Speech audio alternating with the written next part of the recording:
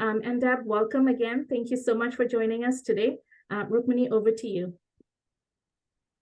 Thank you so much, Bosky, and thank you so much, Deb. I think it's one of those moments where there are very few books that speak out to a whole group of women the way that Take Back Your Power does. So honestly, the moment I finished reading it, all I had to do was talk to Deb and see if she would be willing to come and chat with this group. And thank you so much, Deb, for readily agreeing to coming and giving us time and space on your calendar. So I really am excited to moderate this conversation. And I think I can safely speak for folks on this call that they are going to have a lot to take away from this call as well. So quick logistical pieces. So I will start off the conversation with a few moderated questions. I also have questions that we collected as part of the registration from the audience.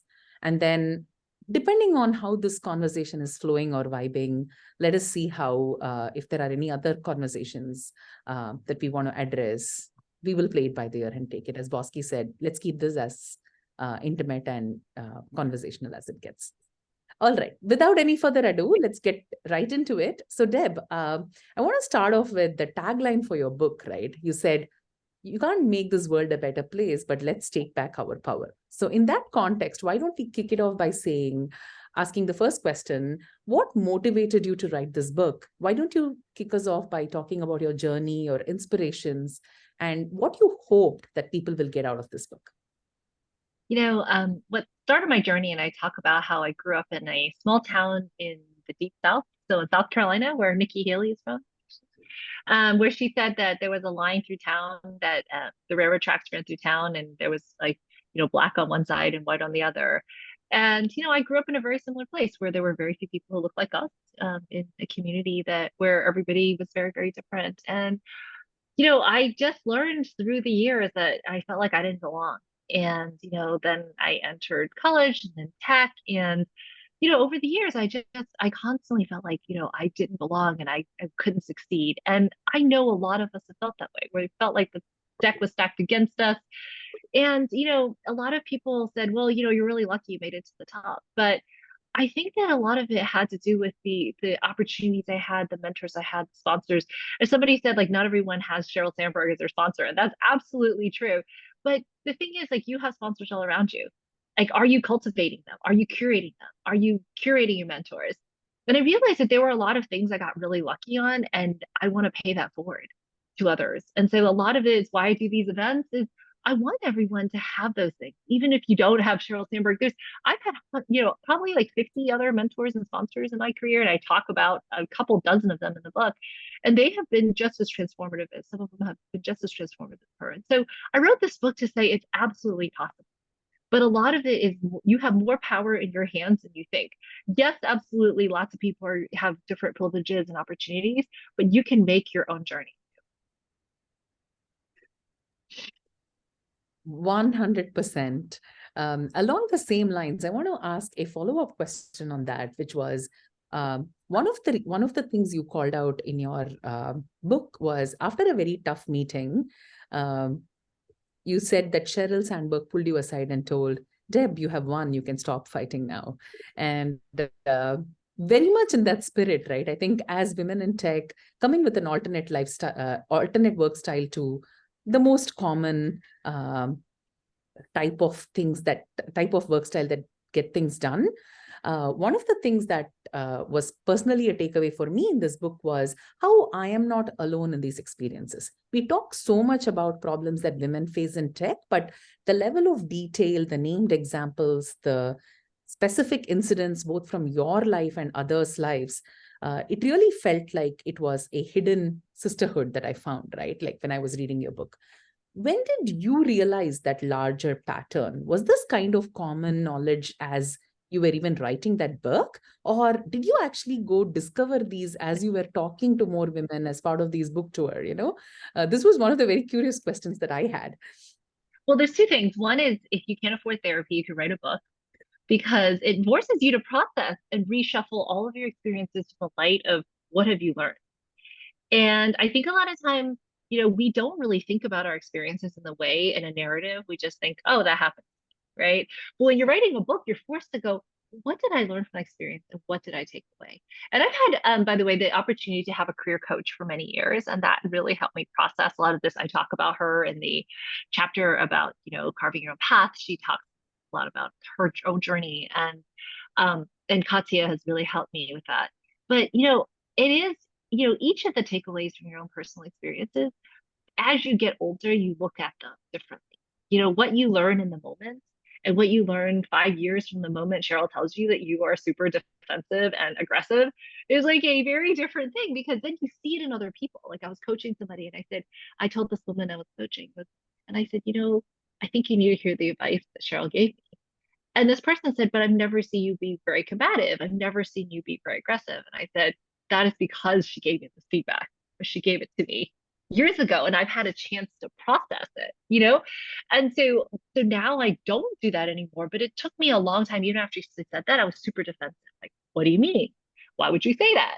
And I was like, do you see, like, and so over time, I think first you get more perspective. That's why my blog is actually called Perspective, because it's both the perspective, which is seeing things from different people's point of view, but also having perspective on your own life and being able to refilter your experiences from your future. And I think that each of those things are really precious to each of us as we grow in our careers. 100%. And just want to shout out to the group that the newsletter that Deb mentions. If you follow her on LinkedIn, she has a lot of wonderful teasers.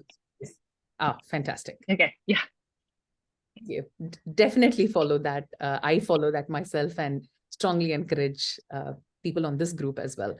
And along the same line, we have a question from the chat window, Deb, which is, how do you find or choose a career coach? Yeah. Well, so there's a few things. One is, a lot of companies sponsor career coaches, but only for a small number of people, usually high performers. They sponsored a career coach for me because I was kind of a troubled employee, which I guess, it's a huge compliment. I think I was a high performer, high beta, problematic employee. And so I got a privilege of having a coach. She was incredible, and she's taught me so much, and she's been really instrumental. I remember within the first 2 or 3 meetings we had, she's like, "You're going to be a CEO someday." And I'm like, "I'm not even a director at Facebook. Like, what are you talking about?" I was an IC, by the way.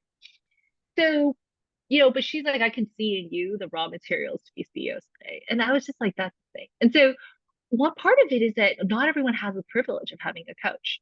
And the other day I ran into a friend, and he had actually been at an event that was that is another woman that I've coached with. And I said, "Oh, I didn't realize that Google paid for your coach." He's like, they didn't. I actually hired her myself. And I was like, "Oh, that's so," but he's like, "I considered an investment in myself." And I thought that was really interesting. Even as a Google employee, I'm sure they have coaches. And so first, it's very expensive. And so you really need to commit. It is time consuming. It is really a commitment. But I actually found there are other ways to get coaching that aren't quite as expensive or difficult. For example, I found coaching circles to be incredibly powerful. I've been a part of 3 Lean In circles, and I'm joining another one. And they have just been so helpful. I'm also a member of something called YPO, Young Presidents Organization, where CEOs and presidents organizations gather. And it's something similar. Chief is something similar to that. There's like Crew. There's a number of these different organizations where you can get peer coaching, and it's an opportunity to be with like-minded people, but also have a facilitator that helps you work through some of the challenges that you have. And it really unlocks you. I think the biggest thing is, I'm getting my coach to write an article, by the way. And I think the article I've been trying to get her to write, she kept saying she didn't know how to do this. And I'm like, "You're an amazing coach, but you don't know how to teach people what you do." But the thing I told her was, I feel like the crux of every single meeting I've had with her for the last 11 years has been the same question, which is, you know what the right answer is. Why aren't you doing it? And she says it in like 1,000 different ways. She's never said it the same way twice. And I realized something, which is, a coach is not there to tell you what to do. A coach is there to place a mirror in front of you and say, "What do you see and how do you fix that?" And so I said, "So I'm paying you to basically ask me the same question, the same thing for 12 years." But it has been incredible. And I think that for each of you, it's really worth it. If you don't have somebody, like, have a peer coach, do a peer circle, because a lot of times people will reflect to you, "Hey, Bosky, when you said this, I heard X. I heard frustration. I heard stress. I heard, like feeling defeated. And you say, no, no, no, that's not how I feel. And we're like, we hear that from you. Why? And suddenly you're on a new path because you don't hear that in yourself. And I think that's part of the work that you need to do is to have someone else hold a mirror to you, whatever that person is, whether it's a coach or not. That is a great advice. And Deb founded this amazing organization called Women in Product. And I think their conference is coming right around the corner. Yeah. I also feel like a lot of career coaches come and give presentations in those conferences that I personally found like it's a decent investment of time. I kind of get how they are thinking about problems and some of the takeaways that you can just start applying to your life right away, or even reach out to them if you do plan on affording that investment in yourself as well. I love that. I think the other thing is, I've had teams, like, for example, I wanted to do more coaching with my team, but I didn't have the budget. So I hired a coach, Carol Azizaki, to come, and she did a 30-person session where she did a workshop. It was like 4 hours with like pre-work, and then there was some post-work. And it was worth it because I could do in a 4-hour kind of full session what she would do over the course of like 6 weeks with one person. And it made my budget go much further. It took half of my coaching budget, but it was worth it because I could do it with 30 people. And so many people afterwards were like, wow, that was so incredible that you could, that I had an opportunity to be able, and we were doing peer coaching exercises during it. A lot of people followed up outside as well. And my husband, was so impressed with coaching. He actually joined a coaching company called Sounding Board. Sounding Board actually works with companies to get coaches at scale for all your top leaders. And so there's a number of these opportunities. A lot of companies don't have the budget for individual coaches like this anymore, but there are platforms, there are services like this where you can actually get peer coaching and or kind of actual coaching for a reasonable support. So you really have to think about for your company. And then for yourself, I actually think peer coaching has just been so incredible for me, even beyond the actual coaching that I've got. Great insights. Thanks so much for sharing, Deb. Let's move on to an audience question now, which is, this is a very interesting one that I think, again, a lot of women can relate to, which is when women experience the strife that they do, as it is coming in with imposter syndromes and just self-doubt and yada, yada, yada, any act that it ends up like confirming that imposter syndrome really does wonders on your confidence, right? Like it just completely drags it down. So this question is, how do I get my confidence back after receiving one too many admonishing remarks at work? Well, imagine the CEO of your company calls you out after you give a presentation to the executives of the company and how that feels, right? I mean, but that was a really big turning point, which is I had to process it, decide, what am I going to do with feedback? And by the way, as CEO of a company, I hear nothing but feedback constantly. We did a town hall today and I've gotten nothing but feedback, positive and negative. And the thing is, you have to internalize some of the feedback, by the way, and not today, but like as a woman, and I tell a lot of women, a lot of the feedback you hear would not be given to you if you were a man, but that doesn't mean it's any less true. It sounds like a contradiction, but I'm going to say out there, like, for example, women are seen as leaders men are seen as leaders if they're competent. Women are only seen as leaders if they're competent and warm. And so people would say, you're really hard to get to know. I find you difficult to understand. They don't say that to a man because warmth is not an issue. So for me, I struggle with warmth for a long, long time. Like really, and when I say warmth, I mean connection. We don't expect that from men. By the way, women expect it from each other too, and they don't expect it from men. And men don't expect it from each other, but they expect it from women. And so, is that fair? Absolutely not. But is that the reality of how someone else experiences you? Absolutely. And so, yeah, a lot of times you get admonished, you're told that you're not warm, you're not connecting, you're not X, Y, or Z. And I think that a life of the people I noticed, and I write about this in one of the chapters, it's the life is full of stumbling blocks, and the people who succeed are not the people who are least challenged, but the people who turn those into stepping stones, the most resilient, the people with the most grit, the people who have I call it bounce backness, the ability to bounce back from anything. And so it doesn't mean that the feedback should hurt any less or anything like that. But the question is, what are you going to do with it? Are you going to let it crush you? Are you going to use it as something positive to move you forward? And those are the choices you have. and I've seen like, you know, for example, someone's laid off. I mean, my husband was fired from like, he laid off the entire executive team of the company that he was at Coursera when the new CEO came in. And we talked a lot about it. And I said, you know what? You allow yourself to mourn and then wake up the next day and go do something else and just leave it behind. But I've seen people who, you know, were personally affected and basically allow it to crush them. They allow their identity to be tied to that admonishment or that piece of feedback that's negative, instead of saying, and this is an opportunity for me to do something different. And I'm going to take this and I'm going to go do something else. And those are the people who thrive in the long term. 100%, Deb. And I think this makes me want to call out an incident that many incidents that you describe in your book, where it's not just admonishing remarks or feedback, but there were instances in your career where you were asked to, you know, de-scope your current area of ownership or asked to take what is perceived as a step down, but you actually turned it around into opportunities. So what was going on in your mind at that point, and the lessons that you are just telling us in terms of, yes, we'll take feedback, but let's not let it crush us. How did you apply that to your own situation at that point? Well, I'll talk about the two instances, a couple instances where Mark did a reorg and he took away a bunch of teams and said, I just want you to do less. Now, you can take that as an insult, as a vote of incompetence. I gave away a bunch of teams. I had to settle them. I had to like land it without complaint. And it was hard. And I kind of had to decide, what am I going to do with it? Am I going to take it as an insult and I'm going to take it as a sign of no confidence? Or I'm going to say, you know what, this is an opportunity to build the job that I want here. And I did that. But you know, there was another time where there was a job that was open that I really wanted. And I told Mark, I want this job today. And when the job opened, he gave it to someone else. There was no interview. And I said, and I went to him and I asked him why. He said, I don't think you're right for that job. That person left and then the job opened up again. And I asked him if I could take the job. And he said, he said no the second time. He said, I will never give you that job in the company. I don't think it's right. And I kind of had to decide, like, what do you do with that? The CEO tells you that the thing that you want the most is not the thing that he's going to allow you to do. And you and by the way, I stayed past each of these, all three of these, second, four of these things happened. And, you know, I think that each time you kind of have to decide, how am I going to process this and how I'm going to move forward?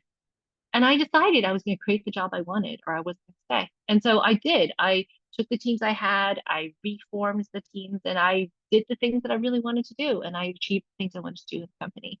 And so I think you kind of have to choose like how you look at that, because I could look at it as a vote of no confidence, because all four, like two major reorgs where they took away large parts of my team, things that I built from scratch, like billion-dollar businesses I built from scratch. Mark's like, don't want you to work on it. Okay. Like strategies that I had built, teams that I had built from scratch, gone. Two jobs that I wanted. He was like, not only am I going to give it to you, you will never get this job here. I can't decide, like, what am I going to do? Now I could say, you know what, screw you, I'm leaving. Or I could say, hey, you know what, if I'm going to stay, here's the terms on which I'm going to stay, and I'm going to negotiate that with myself. And I made the decision. And each time I stayed and I built something new and I did something that I was really passionate about, and I was really proud of that. And so, you know, not everybody has that opportunity, but, you know, when someone says no, what does yes look like to you? Because you don't have to take their no as a no.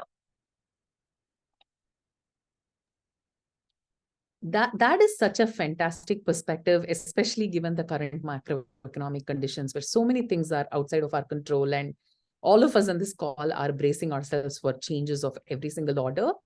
I think this advice is spot on, Deb. And this reminds me of one of the things that my mentor used to tell me, where when our upper management, whoever it is faced with a tough decision where they're not necessarily giving us the news that we want, there is always two choices, right? Where you can either cash from the trust bank by like demanding it and putting them in a spot. And then there is other instances where exactly what you did in terms of showing up and turning it into an opportunity that I'm sure added more trust points on your account in Mark's bank that just set you up for the next level of success going forward. So this is a great story. And I think it's a good reminder for us all to think ahead in terms of let's not think about the immediate issue right now that largely is ego-driven and look more at the picture that is, longer term.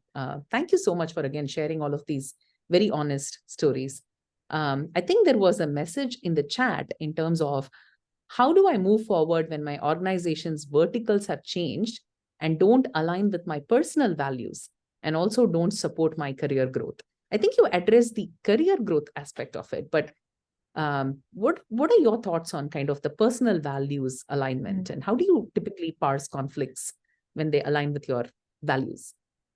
Well, look, I think that we all make choices about what we're going to put our time in. My last chapter is really what is your legacy, which is devote your time to something you really believe in, like a mission you believe in, a problem you fall in love with, a thing that you think is important in the world. And it doesn't always have to be a consumer product that's up and to the right. A lot of things that have a lot of meaning are things that are important to the world. Like somebody has to help us get our driver's license. And if your service is to like work in a DMV, and that's not something we do, but there are people whose lives are to do that for 30 years and serve. And I remember talking to somebody who was the lunch lady at my high school, and she just like loved being with kids and she served lunch to people. And she said this was like a way for her to stay young. And that's like you can be mission oriented serving lunch to really unruly teenagers. I promise you. She could do that for 30 years. Like I'm sure I could do anything. And so I think a lot of times we feel like everything has to fit, but the question is, how does it fit for you at this moment in this chapter of your life? In this season of your life, is this the right thing? And if you're like, what I need right now is like a paycheck because, I need to survive. That's different than like, choice is a luxury. We have a lot of luxuries working in tech. And so, decide what is really important to you. I'm not asking you to compromise your values, but if you're just not that excited about the product, I've been assigned to work on a lot of things that I didn't love. Like I was actually asked to work on mobile monetization. And I was like, I don't do mobile and I don't do ads. And I've always been a payments and commerce person, a desktop person, right? Because I came out of PayPal and eBay. And so when my manager's like, I need you to solve mobile monetization, I'm like, I just don't want to do it. And he's like, well, what would make you want to do it? I said, honestly, I'm going to give you a strategy and then maybe I'll quit or go find another team. I worked on the strategy, but what I realized was I fell in love with the problem, which is the most important problem in the company. I didn't like working in ads because I knew nothing about it. I was like, I had to like set up like mobile privacy policy and what data we're going to use. And these are things that I didn't know anything about at the time. But it was like, I realized that this was a really important company problem, even if it wasn't a thing that I was personally passionate about. And so I said, well, what am I passionate about? And I said, what I'm passionate about is helping people, like helping apps get discovered. I was very close because I came from the platform side and I worked with like game developers. So I called up a bunch of game developers. I'm like, how can I help you? And they're like, we have the same problem Facebook does. We don't know how to get onto like basically app installs and mobile monetization. I'm like, okay. And so together we built this product. It was like several $1 billion a year. It still is a fairly big product, which is like, suggested games, suggested apps on mobile. Seems really simple now, but at the time, the company was a brand ad only company. So we built the first direct response ad service on Facebook.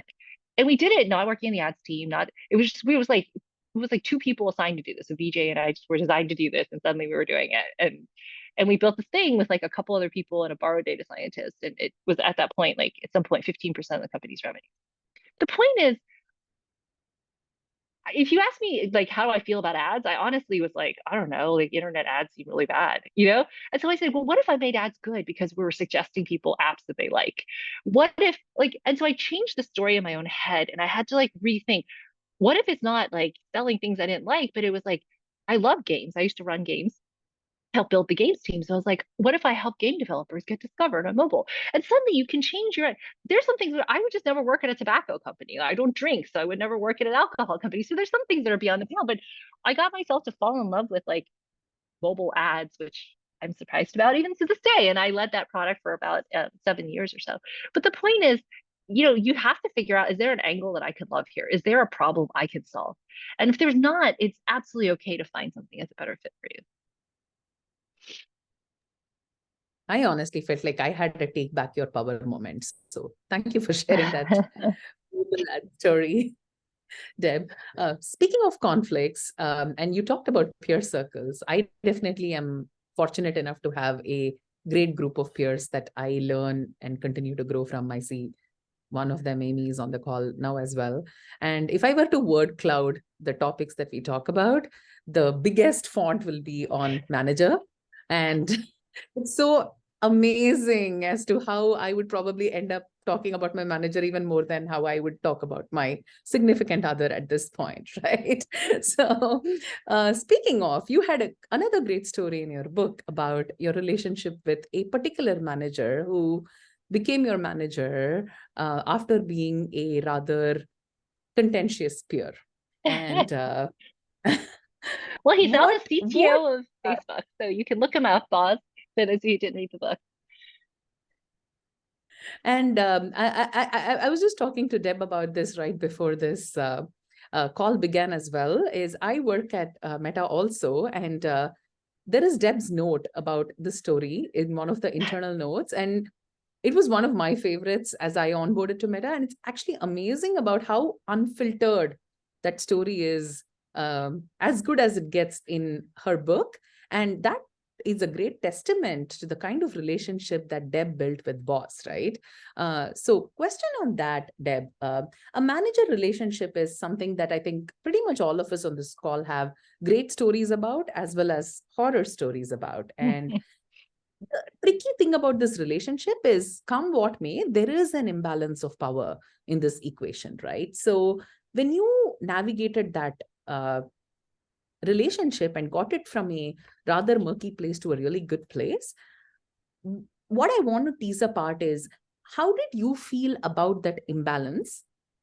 And what advice do you give to your to others who are trying to align with their managers as well? Because I think there is one thing where we are all like, we can use our logic and common sense and other approaches. And then when it comes to building that rapport with someone you don't trust, but kind of they have a perceived key to your career, how did you work with that imbalance equation at all? Well, I start out the chapters like, is there somebody you would rather quit than work for? Well, for me, that was Bob. And he knows this, so he helped me write this chapter. So I were pretty open about it. And, I had basically told Cheryl at one point, it was so bad, like our relationship was so contentious. She actually brought in a equivalent of a marriage counselor. His name is Fred Kaufman. He wrote Conscious Business. And he came off of his boat. He actually lives on a boat, and he came and coached us. And we kind of got to a place where we stayed out of each other's way after much counseling by Fred Kaufman. And then my manager left. And then as my manager left, Mike Vernal left, he said, by the way, I just want to let you know you're going to report to Boz. And I'm like, I quit. And he's like, Mark wants to talk to you because he knew you were going to do this. And I said, well, it's pretty obvious how bad it is and it was really bad. Like, honestly, I just felt like I told him, and I told Boz this very open. I'm like, I feel like you act like a bully. Like, you yell at me, you make people on my team cry. Like, I mean, and I don't think he did this intentionally. It's very complicated, but I just felt like I could not work for somebody who I felt bullied me. And I told him that. And I grew up in a place where I was bullied a lot. And, we talked it through. We worked really hard on it. And, we came out the other side, but it was hard. And I don't want to mistake that, it had a great ending and therefore it wasn't hard, because it was hard. And I think, but we were running pretty big, important parts of the company. And so Mark is like, you've got to figure out how to make this work. You have to figure out how to report to him.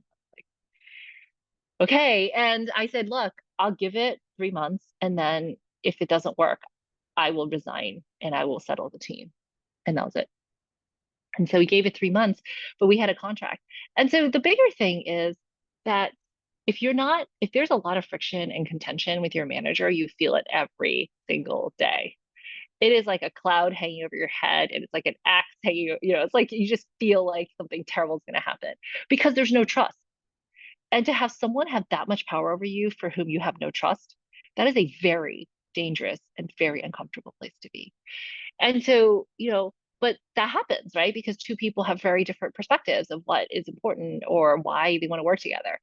And, it was really hard. And as I think back to that experience, I learned so much from it, which is, so today I actually posted, the story is partly about Boz, by the way, from today's post of my newsletter, which is make them the hero of the story, which is basically like, he just saw the world so differently than me. And I saw the world completely from a totally different lens. And so I just kept saying, like, this makes no sense. But, but I was a bit player in his story.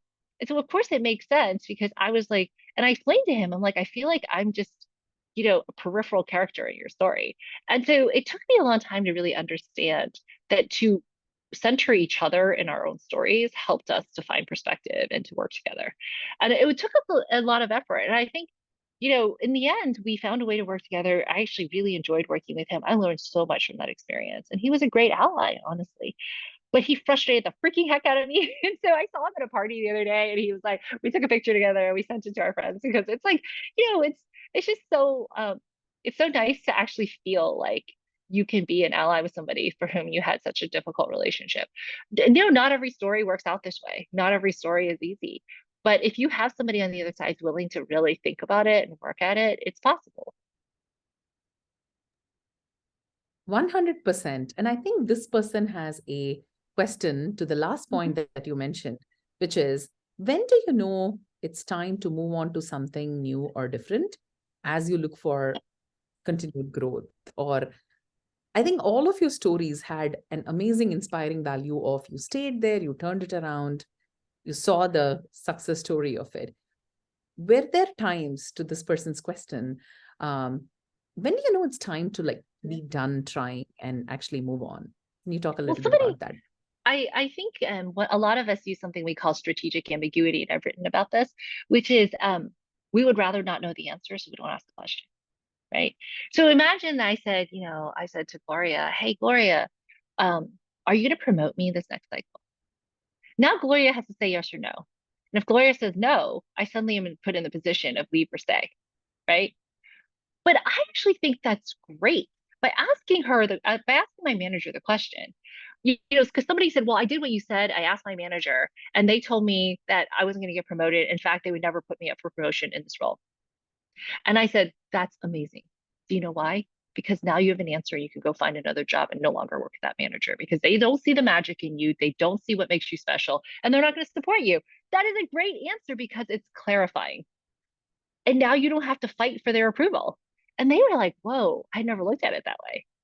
And I said, but think about how freeing it is not to try to earn the trust of someone and the support of someone any longer that was never going to give it to you. And suddenly that person, there was somebody who came up to me in a book event. They're like, thank you, I needed that. And I said, treat it as data, and it's data to start looking for another job.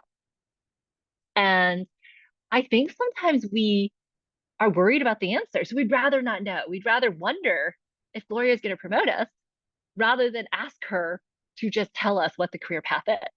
And by the way, I had somebody on my team who moved over to my team from another team, and they said, well, that manager said they were going to promote me. So I went back to that manager and I said, okay, well, the cycle is like in 3 weeks. This person just joined my team a week ago. Where's the promotion packet? They're like, I never prepped it.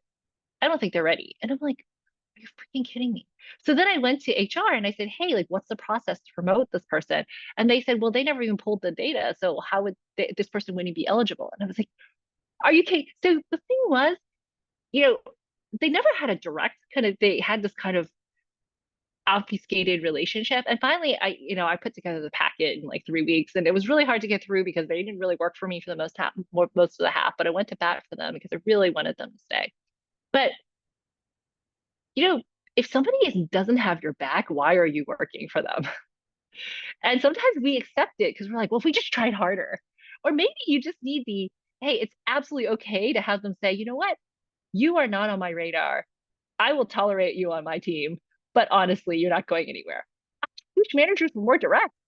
And it would just make us so much easier for us to actually do our jobs and thrive. And if your manager doesn't see the magic in you, and they don't see what makes you special, and they don't give you assignments that stretch you, then I think you already have your answer. Yeah, I think you called out a very important point, which is, I think this was Sheryl Sandberg calling out in the Lean book. Don't be afraid. Don't fear the things that did not happen. I think half the time we are perceiving signals. We are kind of looking at indirect interpretations of what managers said, and we're planning our exit strategy. I think breaking that ice, just being vulnerable and tackling it head on, is such a sound approach here. Yeah. But again, we are more comfortable not asking. And I remember I talked about how, I think I wrote this in one of the posts. It was somebody who was on my team for a while was like, so Deb, I've been at the company for 2.5 years. I'm like, yep. And they're like, I've been on your team for about, 9 months. I'm like, yeah. And they're like, I've never been promoted. And I'm like, okay. So we just keep going and we play this game. And then finally after 15 minutes, I'm like, are you asking if I'm going to promote you? And she said, yes. And I said, why don't you just say, hey, Deb, are you going to promote me? Or what would it take to get promoted? What is the distance between me and level 6? Nothing. She goes, oh. And I said, normally you're very direct. Why didn't you ask? Because she's like, I was afraid of the answer. So how many times are we afraid of the answer? And so we dance around and we play this game with ourselves and with other people. But instead, like I actually encourage everybody, by the way, if you want to get a promotion, don't say, well, are you going to promote me? That's actually a rude way to do it. I would say, what is the distance between me and success in the next level? What are the skills I need to develop? And how can we work together? Suddenly you've turned somebody from the adversary, which is they have to say yes or no, and you put them on the spot, to an ally, which is what are the steps I need to take and what do you need to see from me over the next 6 months to help me get there? And suddenly they're on your side going, well, I'm going to coach you there because now you're on the same team. Yeah. Can't agree more with that as a manager myself, right? Like, which is, there is a big part of my job in helping my team grow. And that is not really a selfless act because that is how we grow as well. Yeah. And it's important to realize that. Along the same line, speaking of trust and trusted relationship, there is another question, Deb, which is, how do you create a culture of trust within an organization? Is it possible to create a culture of trust where there isn't trust at the top leadership level? And again, probably this relates a lot to the unknown that we build up in our head. And I want to call out like something that's happening relatively recent to me, where I had this situation where there was a perceived lack of trust, and I kind of respectfully brought forth my opinions. And then I would go ping my manager every day and ask, did you get an escalation against me now? Did you get an escalation against me now? And then my manager one day called me very nicely and said, I'll tell you if there is an escalation, right? Why are you building it up so much in your head? So things like that, right? Whether it is our manager or when there is a larger lack of trust or perceived lack of trust in an organization, where not everything is necessarily things for you to solve, how do you handle those situations? Well, I think that, look, you can't change a company level. Like I've worked at companies where it was just like, so when I worked at PayPal, we were acquired by eBay. And the people at PayPal called eBay the Death Star or the mothership. And it was just like, there was no trust, right? And I was in charge of the integration between the two sites. And so I would sit in these meetings and I would hear the PayPal executives literally trash eBay. And the thing is, I was a big eBay seller. PayPal was only successful because of eBay. And so it was like a very weird experience for me because I would like literally at one point one of our senior engineering leaders was meeting with their team and he promised them all these things that I knew that we weren't going to be able to do at PayPal. And I was so confused because I'm like, you're the freaking VP of engineering. You can't just, and they walk out of the room. He's like, of course we're not doing any of those things. And I'm like, some of us have to manage this relationship. Like, what? But the point was there was no trust between the two companies, between the two teams. And so it was like a very awkward and weird relationship. And I'm just not sure, like no amount of work on my side, like I would actually have to call the other person and say, hey, just want to let you know that's not going to happen. The time frame that they say, part of it is we're having some trouble with the roadmap, not he outright lied to you to your face. I would say, like imagine that it's not going to get done on the time frame you think. And that's a really hard thing to say. So but I really felt like I owed them an answer because it's going to show up at some point. Like I'm still going to be managing the roadmap when it keeps slipping for 2 years. Right? And so, but trust needs to be built locally and then concentric circles of trust can continue. And so first start with your immediate team. Do you have psychological safety? Do you have trust in your immediate team? Then for your external, like slowly work your way up. And you can actually, just like a virus can spread, trust can also spread. Accountability can spread. One of the things when I came to Ancestry that I found really weird was I asked the head of product where the product roadmap was. And he said, what do you mean? And he gave me some PowerPoint deck, but it didn't really say that much. And I was like, okay, I'm confused. So one of the product counsel or lawyers said, it's one of the most confusing, I did a listening tour and one of the most confusing things was that whenever I just don't know what's going to launch. So I just ping every product manager to see what's launching. It'd be really nice if we had a roadmap. Like what? And so then, our head of product left. I announced our new CPO was Heather. And I said, Heather, you and Sriram, our CTO, I just want a 6-month roadmap. It doesn't have to be right. I just want to know what you think we're going to ship for 6 months, because I would just like to see what happens to the company when we publish a thing. And everyone's like, it's so amazing. Like there's this list of stuff we're doing. And I'm thinking, okay, seems really weird to me. But it was because everybody kind of worked in these small silos. And so there was no cross-company initiative. So I'm like, well, how do you get anything big things done? They're like, we only get one big thing and then everything else has to be these tiny things. And I was like, that makes no sense. But the point is that trust had to be built. So once we did the roadmap, everyone's like, there's no way we're doing anything. I'm like, great, call me in 6 months. And 6 months, 3 out of like the 25 things flipped. So I was like, okay, like that's pretty good, right? So 10%. Like, and so then the next 6 months and the next 6 months. And now we kind of do we just launched our full year roadmap recently. And like I said, look, this is a test of us, because it's our commitment to ourselves. Like we only owe ourselves. Nobody else is looking at this roadmap, crossing it out, or saying we did something wrong. So you tell me. And I think this is our accountability. And I think that as you consistently deliver and live up to your word over and over, that's what trust is built. And so really finding ways to have accountability, but very public accountability for your team. This is what we said we'd do. This is what we did. This is what we said constantly. And you'll see that your partner teams, your partnerships groups, your lawyers, like all the people who surround you will suddenly go, yes, they live up to their word. I can trust their roadmap is 90% accurate. I can trust that I'm not wasting my time. I can listen to these, folks. And so that's what trust looks like over a long period of time. That's great, Deb. And this is a great segue into the next question we have curated for you, which is an example that you already alluded to here. Having experienced what you have experienced and having taken back your power more than once, what do you do differently now that you are in a place of power? And what advice do you have for leaders and managers in this group? I think the biggest thing is, you can reach the CEO seat and it's still like, it's a job just like any other. It's not like I have some magical power I could get people to do things, right? What I said is, a great PM and a great leader doesn't make decisions. They ensure great decisions are made. And that's what engenders trust. And so I think for each of you, I rarely make decisions, by the way. Like I'm working on something right now, but I make it a collaborative effort. I purposely sit down and I bring in people and I ask them for their help, because here's the thing, people want to help, they want to participate. I could just roll out a strategy. Like I could just come to by the way, I was showing somebody something, which is I wrote a strategy, a 10-year look back of what it would be like as CEO of Ancestry for 10 years.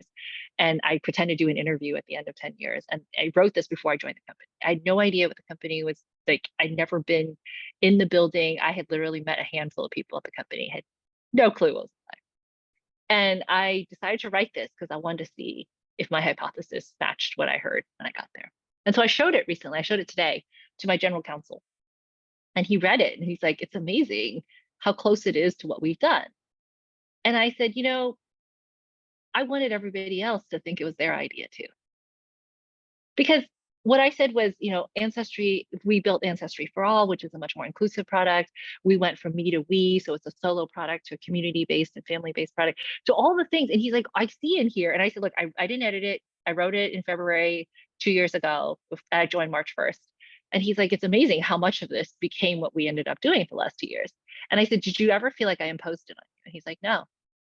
The point is, you can have a point of view, but if you bring people along, it feels like it's their idea. You don't need to parse credit on it. And so if you bring people along, you're really soliciting them. And I remember one of my PMs said, a great PM steers their team without anyone ever feeling like they were steered.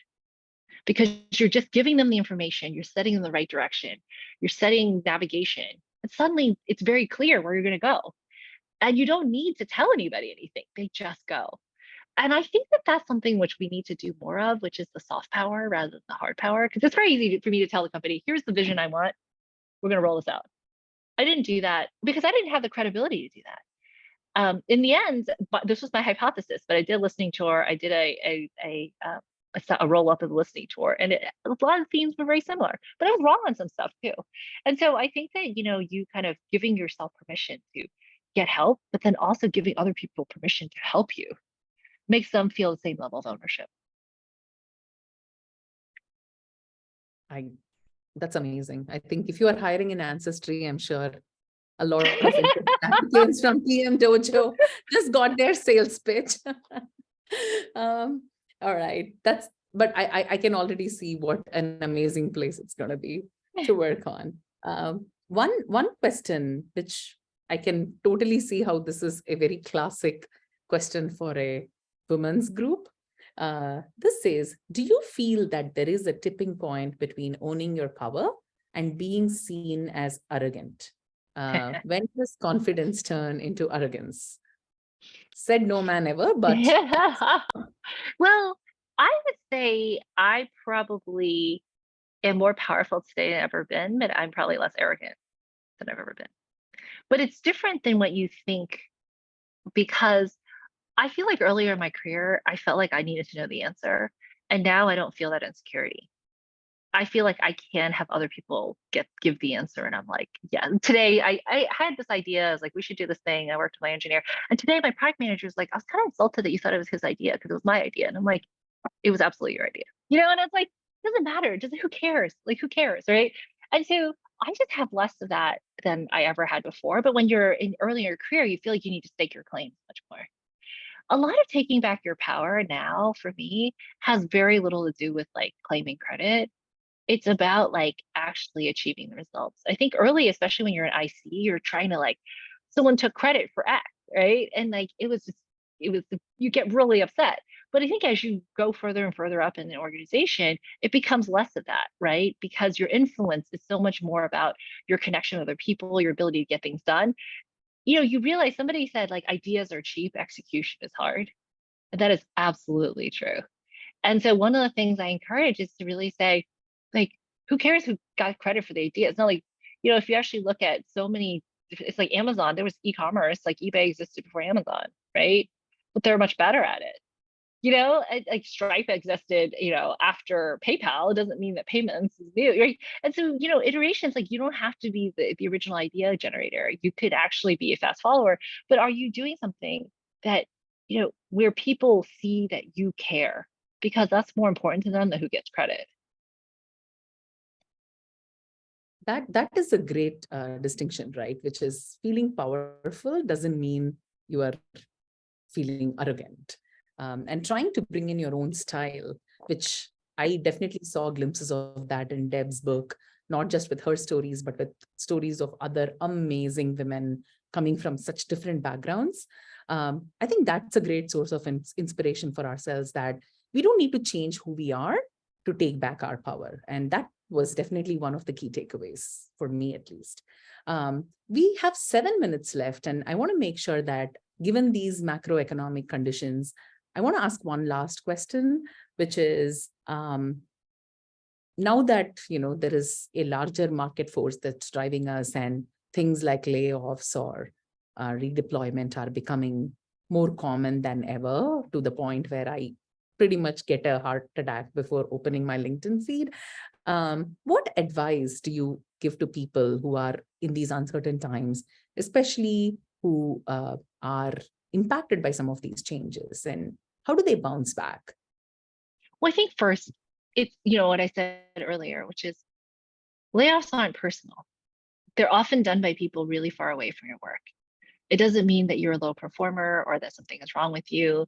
And I think sometimes people see it as a vote of no confidence, but sometimes it's like a crapshoot. I remember my friend was telling me, a close friend of mine was telling me, somebody on her team was laid off, and she got a set of Slack messages like, so-and-so disappeared, like what happened? There was a layoff, and she was super confused. She's pretty senior at the company, but she was like, whoa. And then she's like, hey, everyone calm down. And this was one of her high performers. She goes, well, I'll help them find another job. And then she realized after a little while of chatting with her team, her Slack stopped working. And then her email stopped updating. And then she's like, I think I was laid off, I'm not sure. But she was out to lunch with a couple coworkers. And so she go back to the office and she gets this layoff notice. And she's like, you know what? Find another job. And I joked with her. She's my friend who's had 16 jobs, and I've known her for like 18 years. Okay, so, but she just bounces back and gets a better job every single time. Like one time her company was bought, so she had just joined, and then like a week later, she was like, she's like, I don't like this new company. She joined the new company for a couple of weeks, and then she went to another job. Another time, like she, went back after maternity leave, didn't like, the company. She's like, but she's always found something amazing. And she's just like, you know what? I know my worth. I'm gonna go out there. And she like has been laid off multiple times. She quit a bunch of jobs. Like lots of companies are still, she's like kind of a startup expert. So she's gone to some, she's worked at LinkedIn and Twitter. But the point is, she's incredible because every single time she's like, there will always be a job for someone like me. I just need to find it. And I've just never seen her. She's completely inflexible. When she told me the story, I'm like, that's your 15th company? She goes, yep. And I just got a new job. And I was like, what? It's been like 4 days. And she goes, yep. But for her, she just has this positive attitude where it just doesn't matter, and I love that about her. And the joke is in our group of friends, using my Bible study, in our group of friends, like she's had more jobs than all the rest of us combined, so, but she just always believes there's a better job right around the corner. And I love that about her. And she always lands an amazing job every single time, like no matter what has happened to her. And never once has she taken it personally. And I just love that she has that level of confidence, because so many people should channel their inner confidence like her. And it's because she believes it that she's like, I'll find it. Like she works in a niche, she's in finance. And so she's like, there's always gonna be a need for someone in finance. Like that's just how it works. And so there's always gonna be a need for great PMs. And so I think that right now everyone's like, oh my gosh, what's gonna happen? But you know what? There will be an amazing job around the corner, and you're going to love it. And you're going to think, this is the best thing that happened to me. But in the meantime, not allowing yourself, give yourself a chance to mourn and then say, you know what? I'm just going to find that amazing job. And it's just like being turned down for the job of your dreams. You're like, what? What's next? And going after that. And it's great to like live in a place where there's so many interesting things to do. There's startups, there's opportunities, you could advise, you can consult. I have people who decided, you know what, I'm going to coach for a while, maybe do some part-time PMing, like fractional PMing for startups. And it's just been really amazing to see the people who bounce back are the ones who are like the most excited and doing really interesting things. Let's take back our power, in other words. So thank you so much, Deb. There are more questions in the chat, and my sincere apologies, because while we could hold on to Deb forever, we did promise. But there was one question. There's one question I did want to answer because it came up twice, which was, how do you find mentors outside of work to invest in you? The biggest thing you should do is you just ask. And half the people will say no, but half the people will say yes. And so, you know what? If you're not hearing no enough, you're not asking enough. I just like, I call people up. I'm like, I was looking, I was exploring jobs. I didn't know anybody. So I just like called up some people that I worked with on the Intuit board. I called up Scott Cook and I'm like, I'm thinking about taking the CEO job and I kind of need to know what you think. And he was like, here's my thoughts. I called up Jeff Weiner, who was the former CEO of LinkedIn. And I never called him before, but we were on the board together. I was like, what do you think I should do? And he's like, here's my advice. He didn't have to answer the phone, right? But he could have said no. And, there are a lot of people I called who couldn't talk to me at the time, but like so many people said yes, like really incredible people. And they opened so many doors for me. And I realized that, you know what? Most of the time people are just waiting to be asked. And half the time they say, it doesn't matter. Because, if I told you that you were going to sell 50%, like if you're in sales, just like 50% of the people are going to say yes to you, be like, yes. But if I tell you you're going to ask 10 people and 5 of them say no to you, and they're people you really respect, you're like, oh, maybe it's not worth it.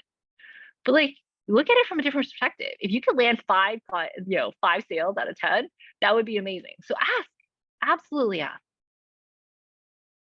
I think that's a great call out, and thanks for noting it and answering that question, Deb. I do want to tease out one thing that you organically mentioned here, where as you picked that phone and called the person on the board of Intuit, you asked a question that was very relevant. That was like, hey, I'm thinking about this problem. I would like your advice on it. And the question you did not ask is, will you be my mentor? Yes. So that's an important takeaway, right? Yes. Like the kind of preparation and the context gives you better results than thinking about mentoring as a long-term relationship. That's a dedicated Because a lot of what channel. you need is I actually coach people. And by the way, you're welcome to email me. I probably talk to a couple people a week for like 15 minutes. And by the way, I usually only talk to people once or twice. And you would be surprised, like, people come and I don't do the long-term mentoring relationship, but most people have a problem. It's acute. Like one person called me, they're like, I'm thinking about taking this job. How should I think about it? I'm like, you need to think about it. It's a private equity company. It works completely differently. Here's the 5 things. They're like, I learned so much in this call. And I said, here's who you need to call next because they can give you more information. And like, another person was like, I'm choosing between these 4 jobs. And I said, you know what? You're trying to sell me on taking job number 2. I think you sold yourself. I don't actually know anything about these companies, but you're pretty sure you're trying to convince me to convince you to take job number 2. And I don't know anything about these companies. But the point is, sometimes it's an outside perspective of somebody who's different from you, who has experience, will give you so much more information. You don't need 100 hours with somebody to get an answer to, is this right for me? 100%. And we are right at time. So I just wanted to give some time back to Deb and Bosky for any closing thoughts, closing comments, and a huge shout out to the audience for a great engagement over chat. And thank you so much, Deb, for the amazing conversations. And thank you, Bosky, for giving PMDojo as a platform to enable this conversation. I just want to, as you go about your day and as you kind of go about your career, like, ask more than you think you need to ask. Lean in and actually like do the thing that you think you weren't sure you wanted to do. Stop blocking yourself and take back your power. You can do so much more than you think you can.